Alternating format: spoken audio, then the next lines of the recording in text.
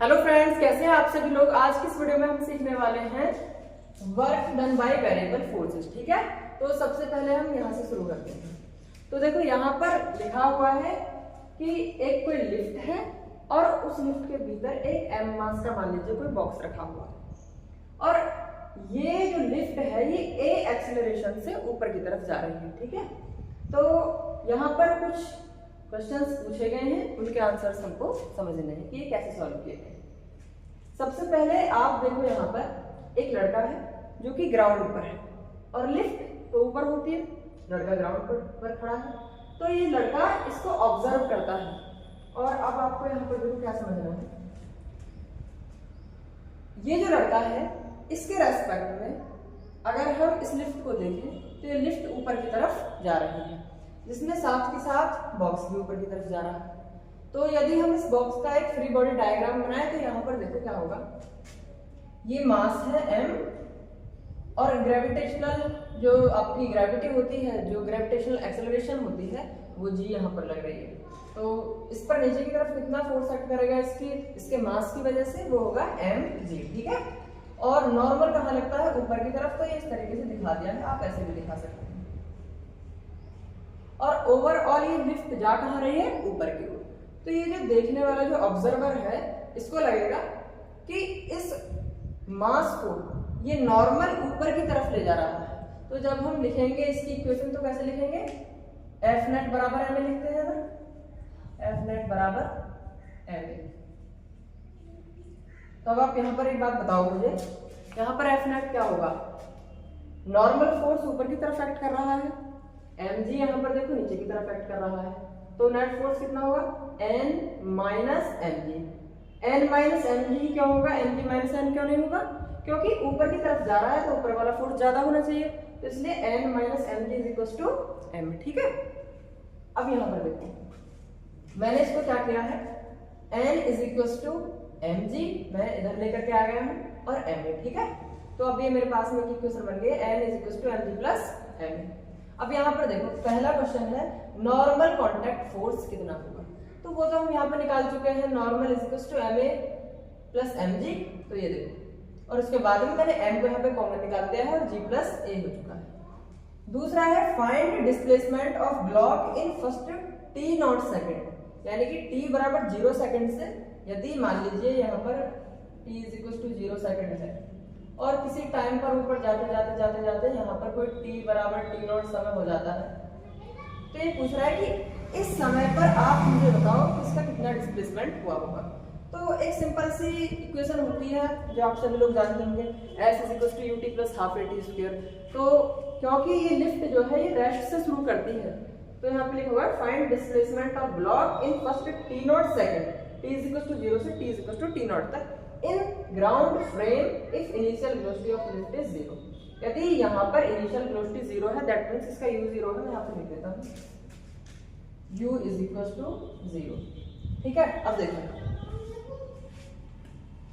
अब क्योंकि इसने पूछा है ग्राउंड फ्रेम से, तो जो ये नीचे लड़का खड़ा है इसको लगेगा कि लिफ्ट ऊपर की तरफ जा रही है।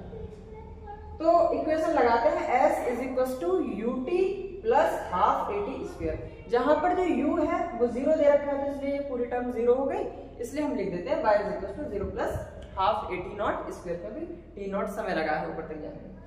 तीसरा है फिर find work done by normal force from t is equal to 0 to t is equal to t naught in ground frame. अब देखो जब भी हमको वर्क डन निकालना होता है तो वर्क डन निकालने के लिए क्या फॉर्मूला होता है, फोर्स इनटू डिस्प्लेसमेंट। अब वो यहाँ पर देखो जो नॉर्मल फोर्स है इसमें पूछा है find work done by normal force. Normal force कहाँ लग रहा है, ऊपर की तरफ। ठीक है, अब मुझे बताओ जरा कि डिस्प्लेसमेंट कहाँ हो रहा है, ऊपर की तरफ। ये देखो ये डिस्प्लेसमेंट कहाँ हो रहा है, ऊपर की तरफ। तो इसी को तो हमने y बोला था, जो हमने यहाँ पे कैलकुलेट किया था। ये रहा आपका डिस्प्लेसमेंट और नॉर्मल की वैल्यू अभी हमने यहाँ पे देखो निकाली थी, work done by normal is equal to n y। n क्या है यहाँ पर, नॉर्मल फोर्स, और y क्या है, displacement, is equal to normal की वैल्यू देखो यहाँ पे कितनी दी हुई है, m g प्लस a, और अभी निकाला था डिस्प्लेसमेंट तो वो हमने यहाँ पे रख दिया हाफ at नॉट स्क्वायर। ठीक है, अच्छा अब हम चौथा पॉइंट देखो यहाँ पे समझते हैं। चौथे पॉइंट में बोला गया है work done by gravity from t = 0 to t = t0 in ground frame. ठीक है, अब यहां पर आप समझो कि ये जो mg फोर्स है ये नीचे की तरफ एक्ट कर रहा है। देखिए यहाँ पे mg कहाँ है, नीचे की तरफ है। मैं इसको यहाँ पे दिखा देता हूँ। यदि ये m मास की ऑब्जेक्ट है और mg अगर इस पर नीचे की तरफ एक्ट कर रहा है लेकिन इसका डिस्प्लेसमेंट ऊपर की तरफ है, तो यहां पर पूछा गया है वर्क डन बाय ग्रेविटी, तो mg तो नीचे लगेगा इन ग्राउंड फ्रेम। लेकिन जो यहाँ पर लड़का खड़ा है इसको ये तो पता है कि इस पर mg नीचे की तरफ लग रहा है, लेकिन ये डिस्प्लेस तो ऊपर की तरफ हो रहा है। तो इसका मतलब क्या हुआ, इन दोनों के बीच में कैसा एंगल बनेगा, 180 डिग्री बनेगा। और कल की वीडियो में हमने सीखा था कि जब जब 180 डिग्री का एंगल आता है तब तक cos 180 की वजह से, cos 180 की वैल्यू कितनी थी, -1, तो यहाँ पर देखो माइनस लग गया। और ये है आपका ग्रेविटेशनल फोर्स यानी कि mg, और ये है आपका डिस्प्लेसमेंट यानी कि y। तो कितना हो गया, -mgy। इसके बाद में हम अगला पांचवा देखते हैं, find work done by normal force from t = 0 to t = t0 in lift frame. यहाँ पर ये देखो कौन सा फ्रेम है, लिफ्ट फ्रेम। देखो लिफ्ट फ्रेम का मतलब क्या है, अब लड़का यहाँ ग्राउंड पर नहीं खड़ा है, वो यहाँ से खड़ा होकर इसको नहीं देख रहा है, अब वो इस लिफ्ट के ही भीतर पहुंच गया है। ये देखो, मान के चलो ये लड़का यहाँ पे खड़ा है ऐसे, ठीक है। अब आप खुद सोचो, अगर आप जब कभी लिफ्ट के भीतर होते हो, जब लिफ्ट ऊपर जा रही होती है, तो क्या आपको ऐसा लगता है कि लिफ्ट हमें महसूस तो होता है, लेकिन क्या दिख थोड़ी ना रही होती है कि हम इतने ऊपर आ चुके हैं। तो यहाँ पर आप देखो work done by normal force from t = 0 to t = t0 in lift frame. तो लिफ्ट में नॉर्मल तो ऊपर की तरफ यहाँ पर एक्ट कर रहा है, लेकिन ये जो लड़का है ये यहाँ पर खड़ा है, क्या इसको ये बॉक्स हवा में ऊपर उठता हुआ दिखाई देगा? नहीं, क्योंकि लड़का लिफ्ट के ही भीतर खड़ा है, तो वो कहेगा कि ये जो बॉक्स है वो भी लिफ्ट पर ऐसा ही रखा है। देखो ये मेरा मार्कर है, यदि कोई व्यक्ति बाहर से देखे तो मेरा हाथ ऊपर जा रहा है तो उसको ये मार्कर के ऊपर जाता हुआ दिखेगा। लेकिन यदि कोई यहीं पर आकर के खड़ा हो जाए तो जब मैं अपने हाथ को ऐसे ऊपर करूंगा तो उसको ये मार्कर ऐसे थोड़ी ना कि हवा में उड़ता हुआ दिखाई देगा, उसको लगेगा कि ये मार्कर तो यहीं पर रखा हुआ है। क्यों है ऐसा? ऐसा इसलिए क्योंकि ये मार्कर भी ऊपर जा रहा है और जो लड़का यहाँ पर खड़ा है वो भी ऊपर जा रहा है, जिसकी वजह से दोनों की जो रिलेटिव वेलोसिटी है वो 0 हो चुकी है, और 0 हो चुकी है तो उसको ये लग रहा है कि रेस्ट पर ही है, यानी कि उसको इसका डिस्प्लेसमेंट ऑब्जर्व नहीं हो रहा, उसको सिर्फ इतना समझ आ रहा है कि ये ऑब्जेक्ट तो बस एज इट इज रेस्ट पर ही रखी है, तो इसलिए उसको डिस्प्लेसमेंट 0 ही दिखेगा। ठीक है, तो यहाँ पर मैंने लिख दिया नॉर्मल फोर्स इनटू डिस्प्लेसमेंट कितना है 0, तो इज इक्वल टू 0 हो गया। फिर छठा पॉइंट है work done by gravity from t = 0 to t = t0 in lift frame. कौन से फ्रेम में? लिफ्ट फ्रेम में। अब देखो यहाँ पर भी वही बात है, लिफ्ट में है जब तो mg तो इस पर नीचे की तरफ एक्ट कर रहा है, लेकिन लड़के को तो डिस्प्लेसमेंट 0 दिखेगा क्योंकि इसे तो वो चीज रेस्ट पर ही दिखने वाली है। तो इसलिए यहाँ पर फोर्स इनटू डिस्प्लेसमेंट, तो ग्रेविटेशनल फोर्स कितना होता है mg, और डिस्प्लेसमेंट 0 तो ये 0। अब पॉइंट नंबर 7 है work done bye pseudo force in ground frame. कौन से फ्रेम में? ग्राउंड फ्रेम में। अब देखो जब कभी हम स्यूडो फोर्स की बात करते हैं तो स्यूडो फोर्स हम तब यूज करते हैं जब हम उस ही फ्रेम में खड़े होते हैं, किसी एक्सेलरेटेड फ्रेम में।